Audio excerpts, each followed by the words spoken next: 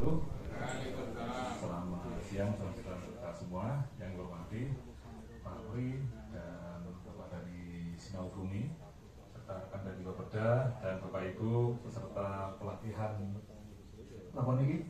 Sosial bersih geopark, baik itu dari masing-masing geosite ataupun dari pelaku pariwisata yang ada di beberapa destinasi wisata di Kabupaten Gunung Kidul.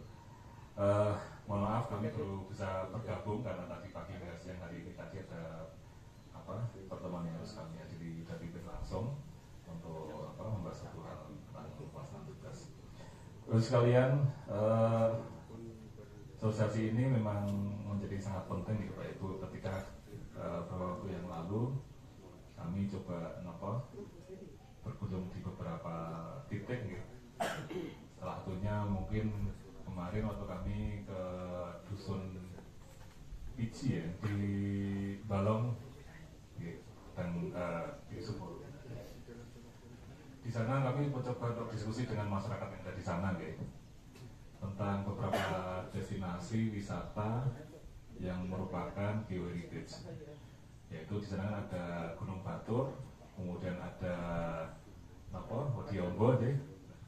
Tapi kami ngobrol atau diskusi bareng dengan warga setempat itu tentang Gunung Batur ini Bapak Ibu ya benar-benar saya ngepas Pak. Kemudian tentang Wadiombo sejarahnya seperti apa, itu ternyata sebagian besar masyarakat yang ada di sekitar geosite itu belum sepenuhnya memahami hal tersebut. Dan ini saya yakini sama Pak berlaku di tempat yang lain kemungkinan jadi seperti itu. Artinya apa Pak itu? Proses edukasi ini menjadi sangat penting untuk bisa kita perlu sampaikan Bapak sekalian. Kalau kami sendiri dari Dinas Pariwisata sering ke lapangan, kalau kita di waktu pun mungkin tidak memungkinkan untuk full semuanya, dan Bapak Ibu dari Darwis yang ada di lokasi-lokasi geosite atau lokasi destinasi yang memiliki potensi geosite seperti itu, ini sebenarnya kita perlu bareng-bareng mengedukasi masyarakat sekitar agar memahami tentang apa sih yang sebenarnya potensi yang ada di sana.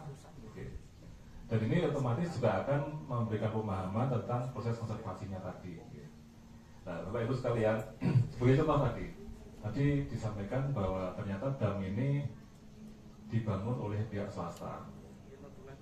Tentu kalau masyarakat itu memahami dari banyak sisi, kalau kita bicara dari sisi pertanian, mungkin tidak masalah, tapi dari sisi yang lain, ketika proses edukasi ini memadai, impact ini sudah menjadi bagian yang menjadi pengetahuan dari masyarakat setempat. Nah ini menjadi PR kita bersama Bapak Ibu dari Darwis ya, kami sendiri juga Bapeda dalam ini dalam konteks ketika kita ada proses pemaduserasian program pembangunan ini juga menjadi bagian yang penting untuk kita pahamkan kepada masyarakat ataupun kepada pelaku usaha termasuk perangkat daerah tentang dampak-dampak selain yang ditimbulkan akibat dari pembangunan satu hal itu. Bagus sekalian, kemarin saya juga banyak belajar dari Pak Pri sebagai orang baru di dunia kepariwisataan. Jadi sebetulnya kalau kita bicara tentang pengetahuan tentang geopark, tentang geosite, itu poin besar sekali Bapak Ibu. Kemarin kami bertemu dengan tim dari DIY. Mereka itu banyak bercerita tentang beberapa hal yang terkait dengan geopark ini juga. Mereka sangat concern, dan kemarin juga kami ketemu dengan teman-teman dari TWC, Taman Wisata Candi. Konsep mereka nature and culture, artinya banyak sekali wisatawan kita itu yang berasal dari luar, dan itu masih sangat khusus Pak, spesial. Saat khusus ini mereka punya minat ke yang seperti tentang geopark ini Pak. Makanya ada beberapa komunitas ini berusaha untuk menjaga agar posisi-posisi geoset kita, sebagai contoh misalnya yang ada di Lombok, rekan-rekan sana itu ada komunitas yang berusaha untuk menjaga kelestarian di luar Pemda, gitu. Para pemain surfing, gitu. Teman-teman yang lain ada beberapa komunitas itu sarang-sarang sudah berusaha menjaga agar lokasi kesenian itu terjaga dengan baik. Gitu. Nah ini hal-hal yang seperti inilah yang barangkali perlu kita berikan pengetahuan kepada masyarakat. Kenapa Pak Ibu? Ketika masyarakat sudah memiliki edukasi yang sangat memadai tentang geopark ataupun potensi geologi yang ada di lokasi destinasi wisata kita ini, itu bagian dari pemasaran Pak. Misalnya pun Bapak Ibu ada pelaku usaha warung makan di lokasi dekatnya Gua Cokro, saya mau pergi. Sinambi dan Loke Wedang niku cerita tentang niku jos nih Pak. Maksud kami seperti itu Pak Ibu. Jangan cuma damel wedang, damel ke Indomie, nama wedangan niku tidak bisa bercerita. Keripik. Niki keripik skin fosil, buatan orangnya masuk. Keripik sidat. Malah berarti makan. Nah, maksud kami ketika masyarakat sudah dibiasakan untuk memasarkan, membiasakan memprospek kepada setiap pengunjung ke warung dia, ke toko dia, terutama pengunjung pariwisata itu otomatis akan saya pernah sanjani pun sabta pesona sing terakhir ini pun apa itu memberikan apa? Nah, kenangan yang ditampilkan adalah kenangan tentang geosite-nya itu, yang ditampilkan tentang itu. Wah Pak, posisi saya kemarin tadi dengan Pak Rfi di Tepus, nah ini posisi ini namun tengah-tengah Gunung Sewu ini itu apa sih mau diceritakan nih? Nah, ceritakan sejarahnya. Gunung Sewu ini awalnya dari kars apa namanya Pak?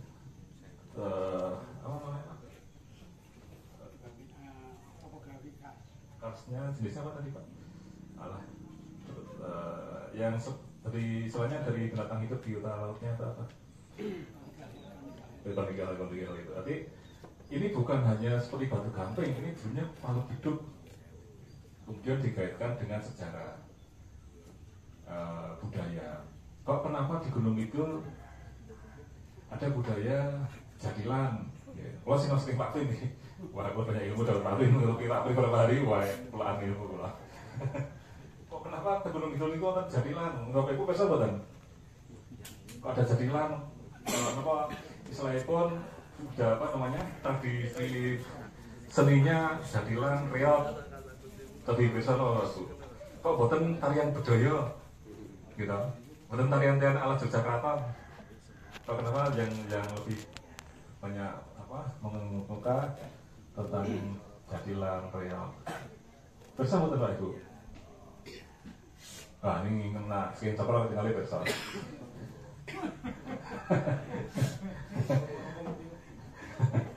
Lalu kemarin saya menyuplik dari apa yang ceritakan Pak B ini logis sekali.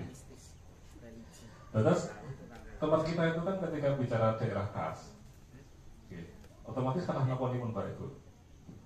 Gua gitu. Terus gitu itu gua ada gua tadi Cokro, ada gua Napoleon itu, Kali Suci. Nah, ketika ada gua, ada sungai dan seterusnya itu biasanya pun identik dengan apa Pak? Mau sidati mau ditamati barang itu Pak. Nah, ketika ada pengeramatan itu artinya ada interaksi antara dengan kita sebagai makhluk yang kasat mata dengan yang tidak kasat mata kan Pak. Akhirnya tumbuhlah yang namanya seni jadilan, seni reok. Kalau nanti didhawuhi mewakili acara di Batam dari warga Gunung Kidul, lebih tepatnya warga SDY, namanya ISKI, Ikatan Silaturahmi Keluarga di Jakarta. Di sana niku pemimpin-pemimpinnya, tokoh-tokohnya itu kayak Gunung Kidul semua. Satu dari Banten, satu dari Melanggeran gitu satu. Nah, kalau seperti itu. Dan ternyata jadilan di sana pun bisa Pak. Kalau kita itu nyebrang laut itu buatan sakit, jadi tetap jadi itu kita. Ternyata jadi juga. Wah, kira bisa makan beling, malah makan beling lebih akeh dari tanah mriki.